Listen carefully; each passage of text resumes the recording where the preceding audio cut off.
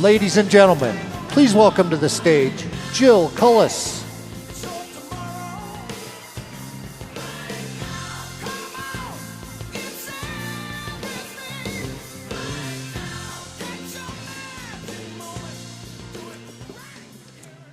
Our next speaker leads one of the most effective faith-based political organizations in the country, and she's doing it right here from Colorado. Kelsey Reinhardt is the president and CEO of CatholicVote, fighting every single day to make sure people of faith have a seat at the table in politics, in the media, in law, and in education. A Notre Dame graduate and proud Coloradan, she believes, as many of us do, that you cannot separate your faith from your civic life. Please welcome Kelsey Reinhardt.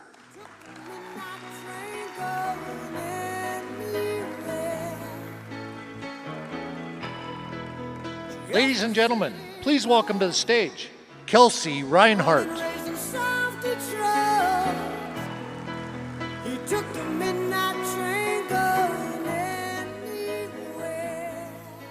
Well, good afternoon. It's lovely to be here with you today. It's good to be home for once speaking, and I call Colorado home because I'm a Wyoming transplant, but married to a native, proud Coloradan who has summited all 58 14ers, and we are proudly raising our Colorado-born kid here. So, go Colorado. Worth fighting for. So my predecessor, the co-founder of CatholicVote and the current ambassador to the Holy See, Brian Birch, once stood before a graduating class and said something that has stayed with me ever since. He said, the greatest divide in the country is not red versus blue. It's not Republican versus Democrat. It is actually between those who fear God and those who do not. I have come to believe he may have understated it, because that divide does not stay in the realm of ideas. It actually moves. It shows up in our schools, in our courtrooms, in our streets. And we have watched it happen right here in our own state. Although politics and culture are often referred to as swirling streams, one affects the other, Colorado politics went wrong because our culture went wrong first. And our culture did not go wrong on its own. It went wrong as the presence of religion, and in particular Christianity, receded from public life. That is the diagnosis, which is bad, of course, but here is the good news. The cure runs in the same direction, only backwards. Wherever Christian faith grows strong again, Christian people bring back common sense to the public square, a common sense capable of building a broader coalition with any reasonable person. We just watched it happen. A group of Colorado moms with no advertising budget, no paid signature gatherers, and no media machine behind them were the unstoppable force behind the incredible achievement of putting not one, but 3 measures on this November's ballot to protect women and children.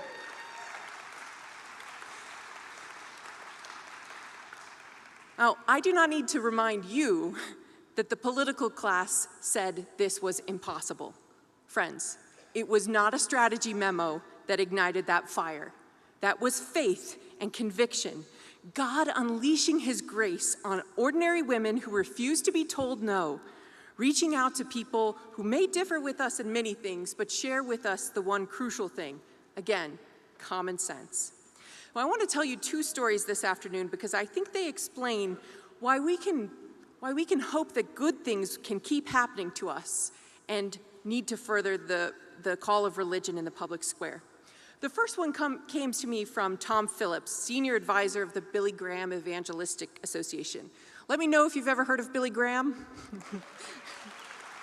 So, my staff recently was doing a survey of staff of who their favorite American of all time was. I think my mom's was John Wayne or Ronald Reagan, I can't remember which one. And, people were saying George Washington, and I said Billy Graham. I grew up as a Catholic girl watching him on television thinking, I want to be him one day. So Tom told me that Billy Graham never asked people to pray for a crowd that would simply show up to his crusades. He asked them to pray that minds and hearts would change. That was the whole request.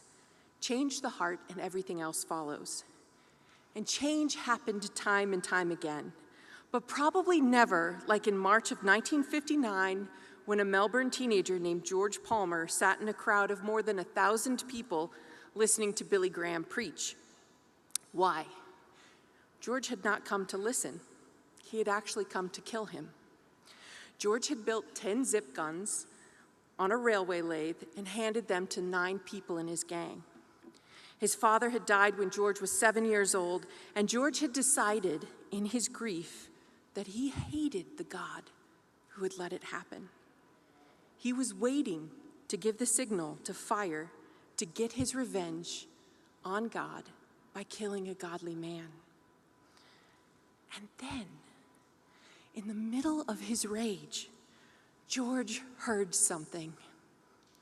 Not Billy Graham's voice, a quieter one, one underneath it, a voice telling him that his father's death had not been an act of cruelty, that he was loved, that none of this had been done to hurt him. George never gave the signal to kill Billy Graham. When men were called to give their life to Jesus, he went forward, seemingly moved by angel wings, and the 9 members of his gang followed him to the front. He spent his whole life as a devout Christian after that and a Salvation Army officer. Now, why do I say that story? When Christians pray, miracles happen. And they are not only spiritual. This story is a little bit closer to home. In August of 1993, Pope St. John Paul II came to Denver for World Youth Day.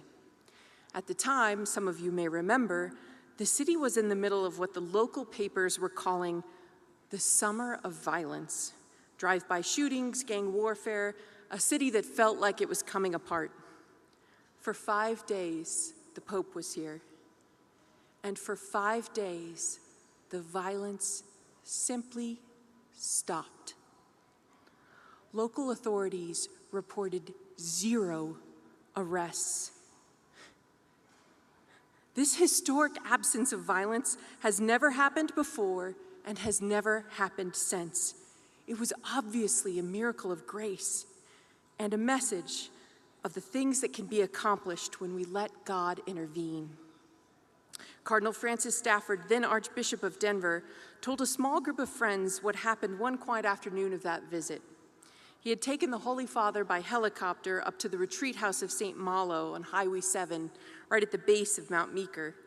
As the helicopter lifted off and the city spread out beneath him, the Pope looked down and said almost to himself, quote, "This is a city built to the measure of man," end quote.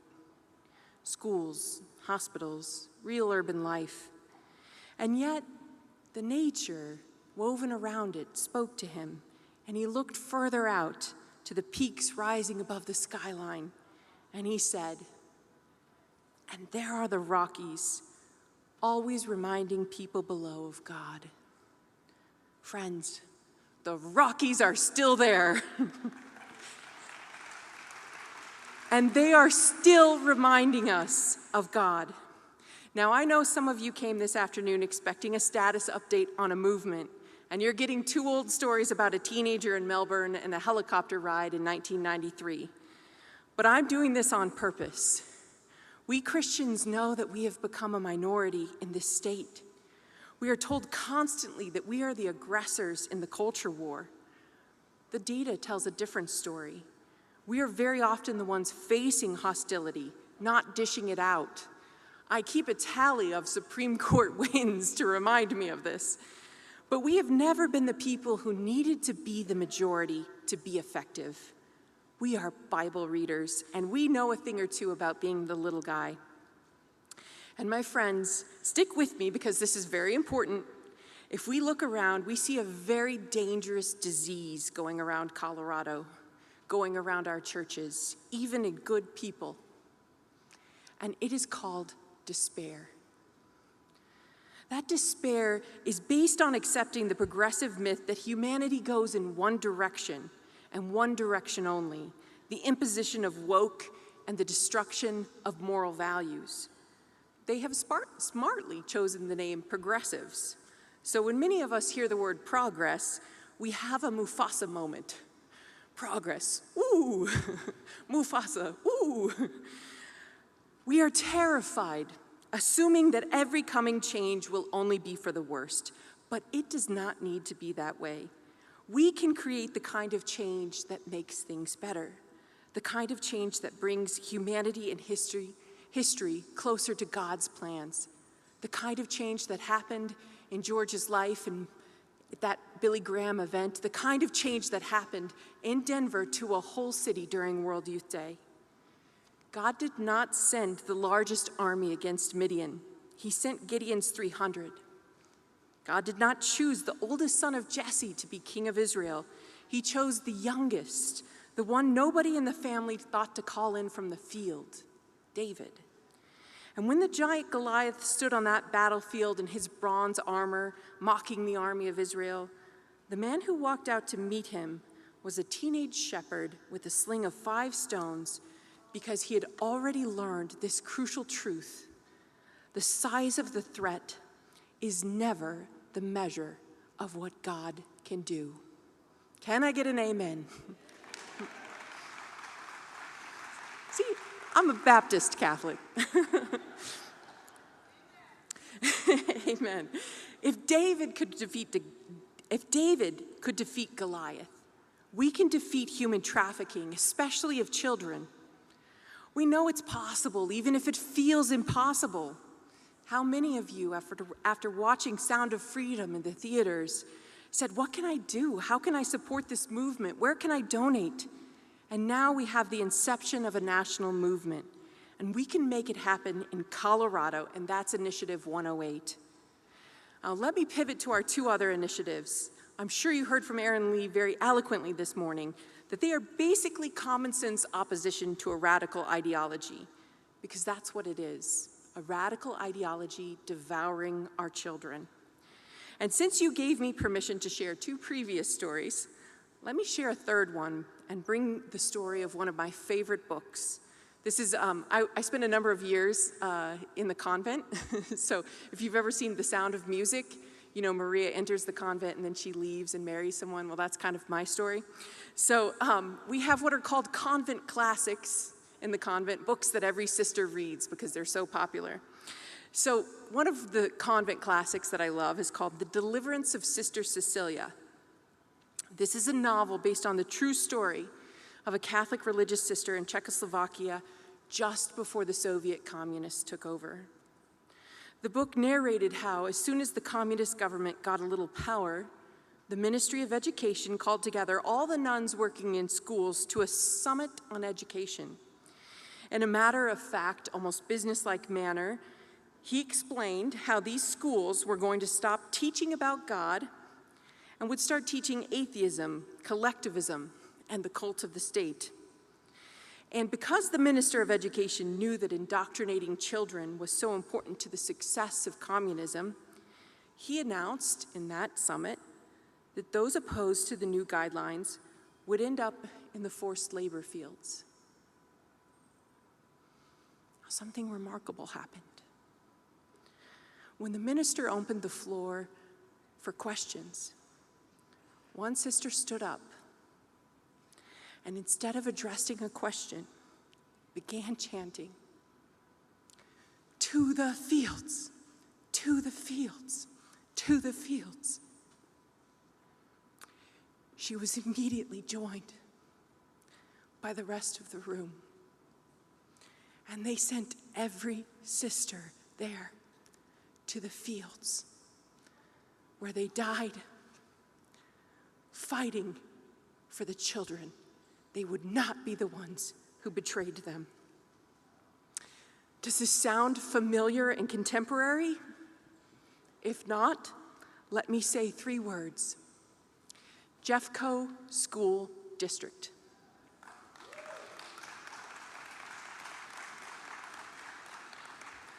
These communists and ideologues start with the children.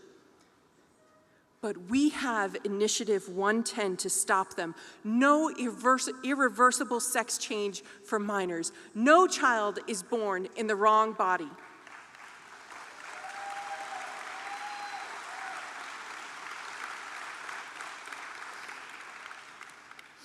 Now, moving on to the last initiative, number 109, no boys and girls sports or locker rooms. Now, because of my own sports experience, I know a little something about David and Goliath on a human level. I was born in Gillette, Wyoming, and since I was a little Catholic girl in small-town America, I had the hope of one day playing for the team of my dreams, Notre Dame, the Fighting Irish. And I won't go into details, but by the grace of God, I ended up receiving an offer for a full scholarship to play for them the same year they won their first national championship. As a former varsity basketball player, let me tell you something about the initiative preventing boys from playing girls' sports and being in girls' locker rooms. If you think this is only about girls in sports, you are wrong. This is about the use of language, the ability to describe reality, compelled speech, basic issues of fairness, protection from sexual assault and pornographic exposure. In short, it is about civilizational goods. And the question is, are we going to stand up and make sure that we pass along to the next generation of women an environment that is safer, greater, more conducive to their integral development than we have now? Yes, we are. I do not, yes, clap for that. No boys and girls sports in locker rooms. I do not want to sound presumptuous, but I think I kind of know what St. Paul would say to us this afternoon if he were standing right here. I believe it would sound something like this. Brothers and sisters, think of what you were when you were called. Not many of you were wise by human standards. Not many were influential. Not many were of noble birth. But God chose the foolish of the world to shame the wise. God chose the weak of the world to shame the strong. So here is where we are. We know who we are. We are small, we are often mocked, and we are frequently outspent. But we don't need the money if we have the courage and conviction to do what we must and give the rest to God. Although we'll also take your money for that initiative. We give this to you today, Jesus. We know you care more about protecting women and children than we do. Your intervention is the only honest explanation for 3 ballot measures that protect kids and women in this state, built by moms with no budget and no machine. It was not supposed to work, but by the grace of God, it worked anyway. But qualifying for the ballot was only the first step. Now the real mission begins, making sure all 4 million registered Colorado voters know and understand these issues. The next assignment is not a small one. Get out the vote and mobilize the silent majority in this state. People who may disagree with us on plenty of things, but who still know in their bones that protecting children and women is not controversial. Our job between now and November is to make that majority loud enough to be heard. So here's something you can do. Bring 5 friends to the ballot box, or if they vote early, make sure they vote the right way. I'll close with this. Mother Angelica, the poor Clare nun from Ohio, who against every odd went on to build the largest Catholic media network in the world, used to tell something out of a garage, actually, out of a garage in Illinois. Used to tell people something I think about often. Unless you are willing to do the ridiculous, God will not do the miraculous. Think about it. We have already shown earlier this year that we are willing to do the ridiculous. The question in front of us now is whether we are willing to do it again and do it even harder between now and November. I believe we are. Let's go forward bravely. God bless you all.